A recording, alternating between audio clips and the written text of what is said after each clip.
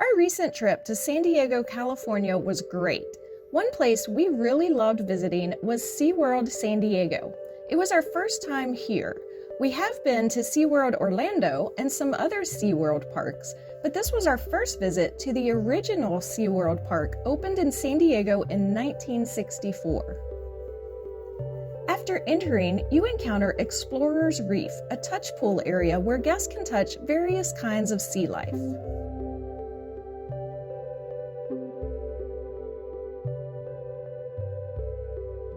As we entered, one of the first shows of the day was about to start. We took our seats in an outdoor amphitheater to watch Dolphin Adventures, featuring the stars of the show, bottlenose dolphins and their trainers. Having been to SeaWorld parks before, we knew to sit a couple of rows above the splash zone markers to stay dry. Your kids may enjoy getting drenched by dolphins, but we'll pass. Several pilot whales, who were relatives of dolphins, also appeared in the show.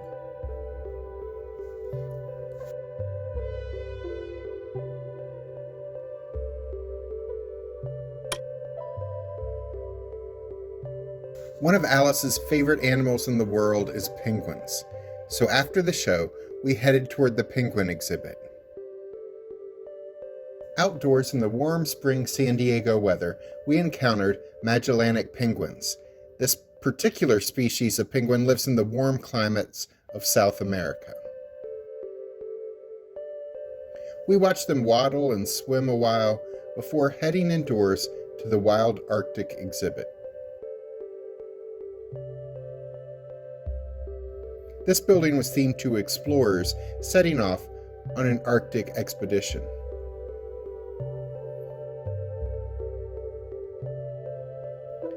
In this exhibit, you can see a family of northern sea otters.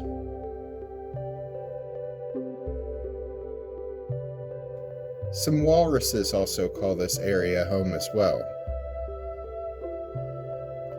as do a few beluga whales, which could be viewed from both above and below water.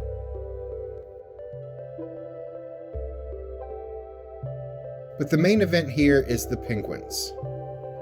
There are benches nearby where Alice and I sat at least 20 minutes just watching these penguins play and swim and eat. It reminded me of the time I took Alice to a backstage penguin encounter at a different SeaWorld-owned park about a decade ago, where she was allowed to hold a penguin named Maggie on her lap. Maggie got very relaxed while being held, and, how to say this politely, mistook Alice's jeans for bathroom facilities. We have pictures of it because an official SeaWorld photographer was there to document our penguin interactions. However, Alice refuses to include these photos in this video. When she was done holding Maggie, they asked me if I would like to hold a penguin, and I assured them I would not. Alice still loves penguins anyway, though maybe not Maggie.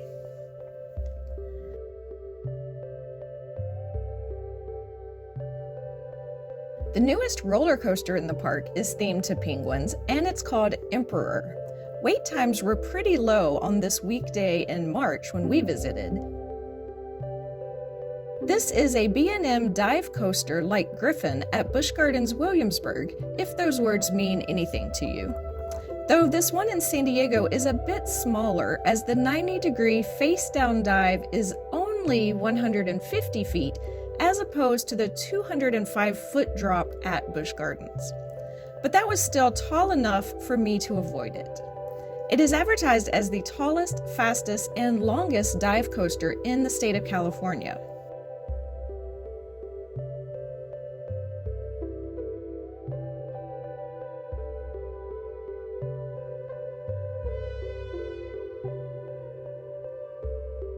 Nearby is Electric Eel. This coaster also may look familiar to you if you've been to Busch Gardens Williamsburg or Busch Gardens Tampa, where they have very similar compact coasters that travel several times over the same section of the track, backward and forward.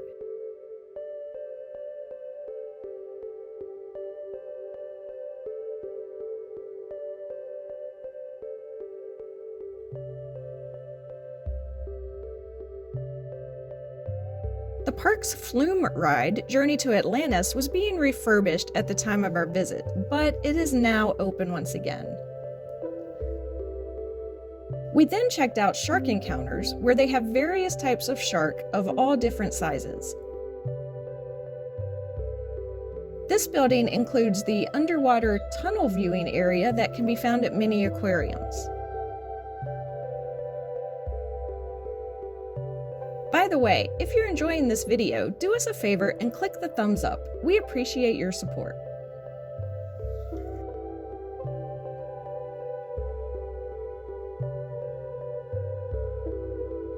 A spinning flat ride that I love is nearby called Riptide Rescue. This is similar to rides we've seen at other parks, but the ride vehicles look like SeaWorld's rescue boats. Next, we traveled through the Garden of Discovery. There's a gazebo here with some benches if you need to sit down for a bit.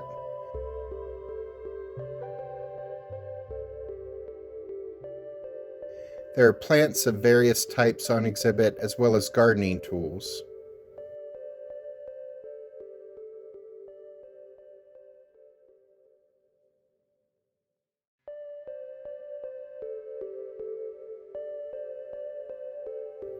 And this lemon tree. Very pretty. Behind the garden you can see Mission Bay. Several people were sitting in this area, enjoying the view and avoiding the crowds for a few minutes. Nearby, we spent some time at the Flamingo exhibit. The flamingos enjoy a great view of another coaster, Manta.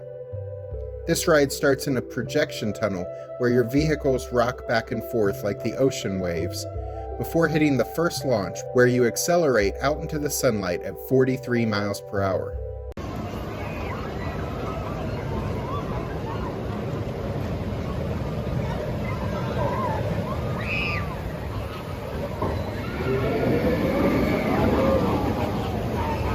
We saw some sea turtles out.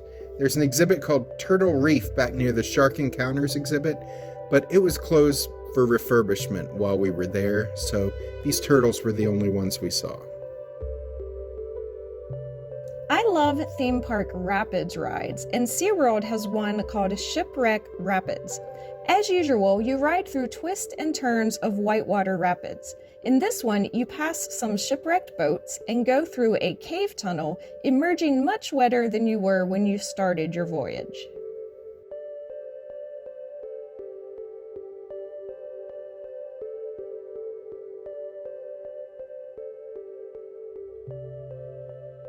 Nearby was Tidal Twister, a ride unlike anything I had experienced before. You board the coaster vehicles and then get turned on your side and go repeatedly forward and backward through a figure-8 track, including an inversion. There are two 16-passenger trains running on this ride at all times, but they were only boarding one of the two trains on the day we visited.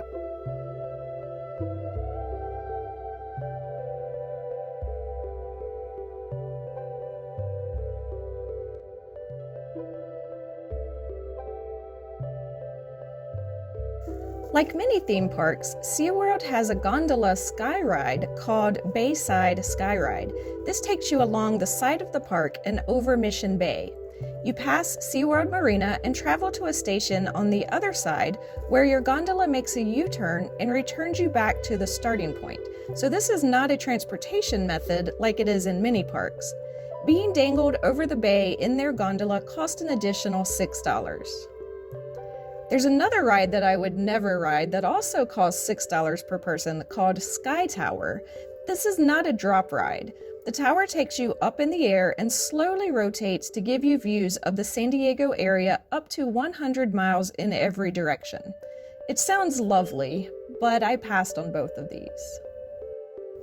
We then went to a show called Sea Lions Live, starring Clyde and Seymour, as well as their friend an otter. Scenes from various TV show genres were recreated with the animal stars and their trainers acting them out. This is played for laughs, but also includes some fairly impressive displays of animal action.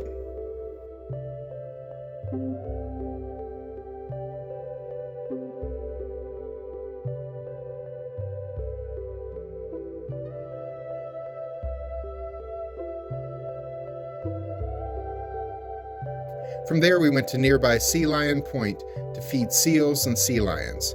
For a few dollars, you're given a few fish to toss to the very vocal creatures begging for food. Now you can throw that fish, and then you can literally throw it all the way across the pool. Can you throw them in the other?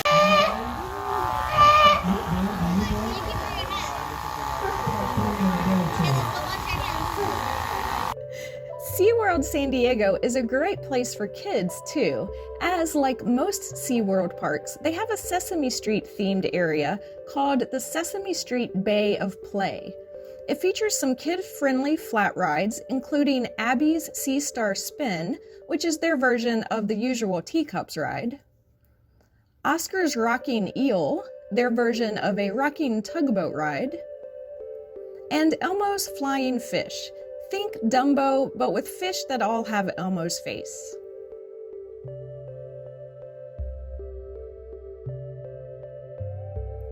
In addition to rides, there are a lot of play areas where kids can let off steam by playing and climbing and getting wet and bouncing.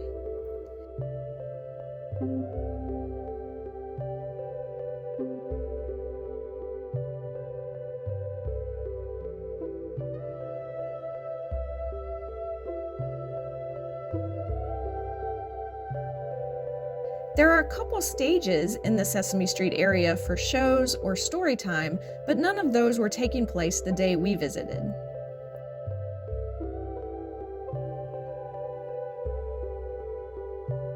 Big Bird operates his own bistro, serving kid-friendly snacks in this area also.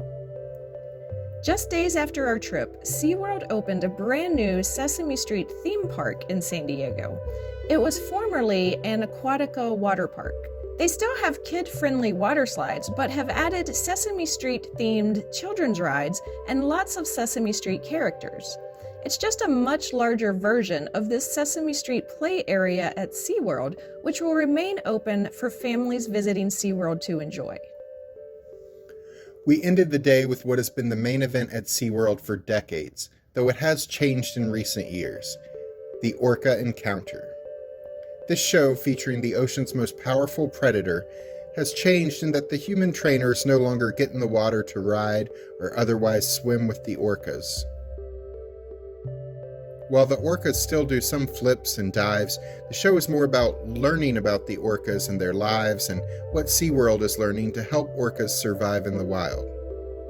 SeaWorld has pledged not to receive any more wild-caught orcas and has discontinued its orca breeding program, which means when its current orcas owned by SeaWorld today are gone, orca shows are likely to be a relic of the past in the United States. SeaWorld San Diego is a must-do on a San Diego trip if you love aquariums and theme parks. Click the link above to see where we ranked SeaWorld in our top 10 things to do in San Diego video. We visited during their annual Seven Seas Food Festival, but it was only taking place on weekends. We were there on a weekday, so we were stuck with just normal theme park food. But we enjoyed our day at this park. It is very similar to SeaWorld Orlando. They have very similar shows, and they of course have similar animal exhibits in Orlando. So it all kind of felt familiar, even though we'd never been to this particular park. But we definitely recommend checking this park out when you visit San Diego if you love thrill rides or animal exhibits. Click the link at the end of this video to see videos about some other SeaWorld parks we love. These include Discovery Cove in Orlando, Florida, and Busch Gardens in Williamsburg, Virginia. I'm Alice. And I'm Jack. Please click the subscribe button and notification bell so we'll be sure to see you the next time we're traveling through.